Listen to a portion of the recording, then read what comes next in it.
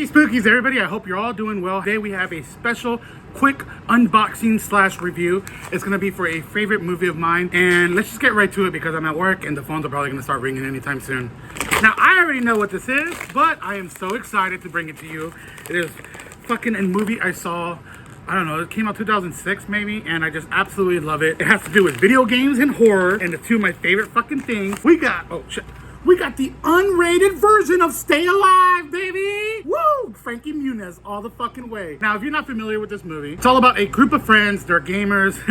The way gaming is portrayed in this movie is a little funny, I'm not gonna lie. But they're gamers, and they come across this unreleased game about... See, there's the phone.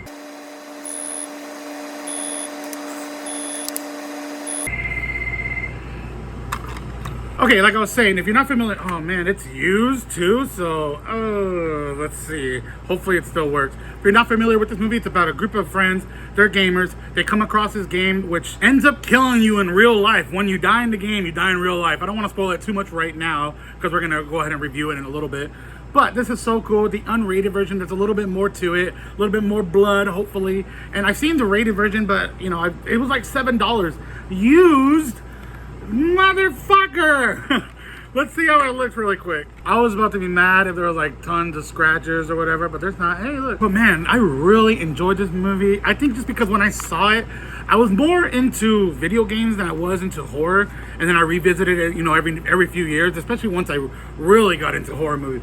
But it's just a fun, dumb movie. Also, the game that's based on the ghost story is actually really interesting. We're going to dive into it in a little bit. But without further ado, let's go ahead and give this a watch. All right, we are back. That was one interesting watch. I just want to say, if you are a fan of this movie, please get this version right here because it flows so much better. There are things in the theatrical release that just made no sense. They get to like one location, they're like at one location, and all of a sudden they know exactly where the plantation is. It made no sense, but this, it flows a little bit better because they cut out two characters that, in my opinion, made it flow better. They have the game developer and they get information on him, and he tells about his story of where he was inspired to make the game. Elizabeth Bathory, who was a real, like, I guess serial killer or something in the late 1500s, early 1600s, and she was known to kill a bunch of women. They kind of tweaked around the story just a little bit, like the setting and stuff. It was set, she was somewhere in Europe, but they set it in New Orleans.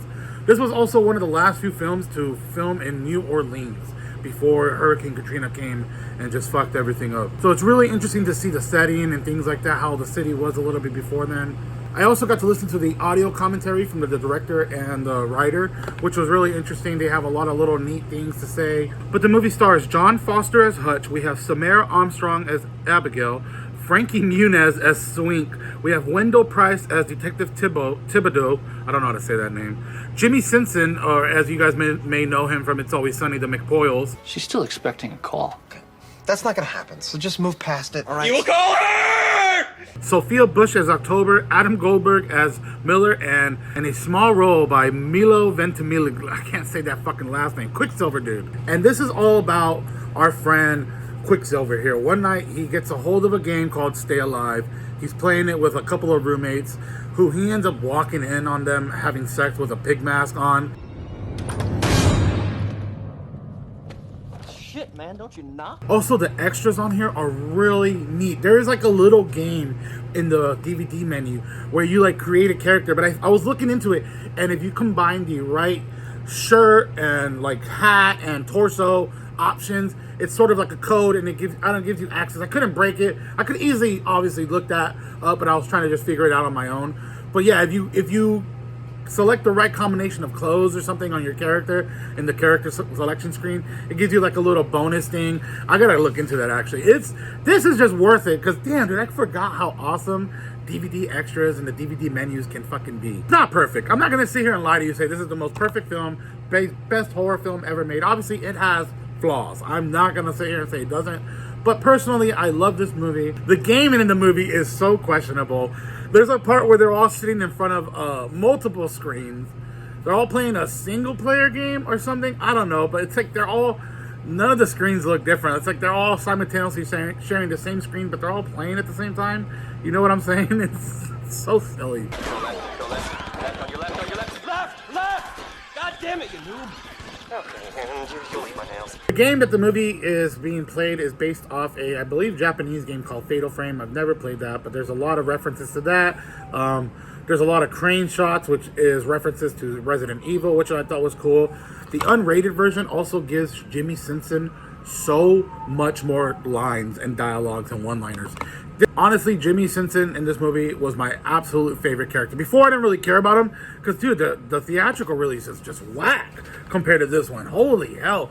Just, there's so many funny lines between just Jimmy Simpson and Frankie Muniz' character that are just fucking, oh man, it was such a good time. It felt like a different movie. Honestly, while I was watching it, there was a lot of scenes that were just like, okay, I don't remember this happening. And they were just little tiny scenes, but it felt like a different movie. Like, for instance, when they're all setting up to game that night. In the theatrical release, it's a quick setup.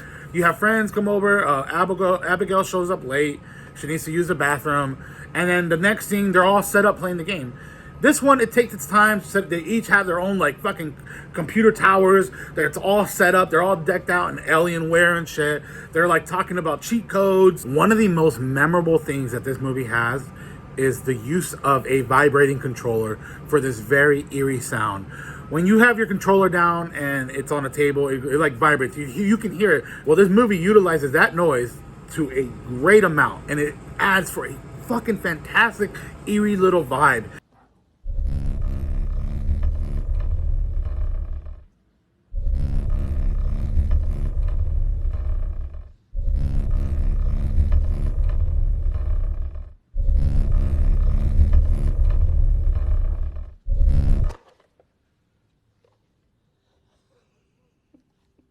Quicksilver dude, I don't know how to say his name, Milo Ventimiglia. He's the one that basically, he's like the catalyst of the whole movie. He is Loomis. He is best friends with Hutch. And the movie starts off with Loomis actually getting a hold of Stay Alive. He's playing that at his house. And of course he dies in the game. And right after, he's pretty freaked out. He gives Hutch a call to come over because he's so scared. But Hutch is like, dude, it's too late. You know, we'll come over to the weekend. We'll burn one. And later that night, he just starts hearing things in his house. He goes, investigates. His friends are fucking like slaughtered in the room. And then he ends up being hung just like he died in the game. And this is the catalyst, because at the funeral of this dude, Hutch is given a bag with the game, and him and his friends start playing it, and one by one they start dying. Who was the first person to die? Adam Goldberg. Who, I wanted more of this dude. I'm mad that he is the first person to die in this movie, because he is, I don't know, there's something about Adam Goldberg that's just fucking entertaining on the screen, dude, anytime. But there's a very cringy scene where they're talking about Silent Hill 4, and I looked into it, and the stuff they're referencing doesn't really match up to Silent Hill 4. They're talking about some sort of gun, and I watched like another review of this movie, and they're saying that this gun is actually from Silent Hill 1, and they're talking about the boss in Silent Hill 4 at the end, which is a dude, but they reference it as a female. Now the walkthrough says I dumped the ammo when the boss dies. I'm sorry, we're not still talking about Silent Hill 4, are we? Well, yes. It was just kind of odd, like, I don't know. They should have got like some video game consultant, which in the commentary, they don't bring that up. Like, that's like very nitpicky. They just mention about like, oh, if people will understand, like, we're talking about Silent Hill here.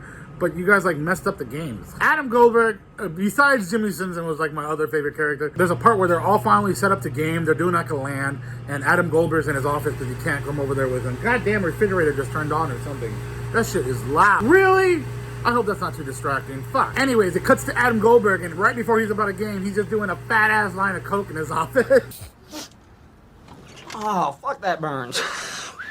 Dude, I love this movie so much more. But yeah, Miller, after that night, Miller dies in the game, and he's all freaked the hell out in his office, and he ends up dying. We get introduced to a Detective Thibodeau here, and his stupid little sidekick partner, which I did not like in the movie. He was very annoying. And of course, when Hutch shows up to his job, his friend is murdered, and he tries to tell the cops, hey, I was just talking to him. These dumbass cops, I mean, there's no other lead to go on, I guess, but they are just 100% suspecting it was this dude and his friend. And from here on out, it's just diving into, like, trying to figure out what this game is. Is it really the game? Are they just crazy? Then they find out more information about the game when they get to the game developer's house, which was an interesting little scene.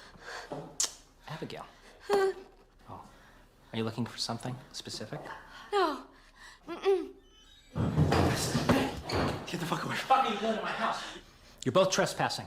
All right, you know what? I'm going to go ahead and shut up now because I feel like I'm just rambling and not making sense. But I do want to talk about one scene in particular that is just so annoying. And in the audio commentary, you find out a little bit more of why this scene looks this way. but it's the death of Jimmy Simpson's character, Finn. Man, dude, in the game he gets run over by like a horse carriage, so they're gonna have to do that in real life. And the graphics on the fucking death is so bad. And apparently the scene is unfinished graphics because this was shot for like the unrated version or something like that, and they weren't too happy with it, so they didn't want to have too much blood or something like that. It looks so bad.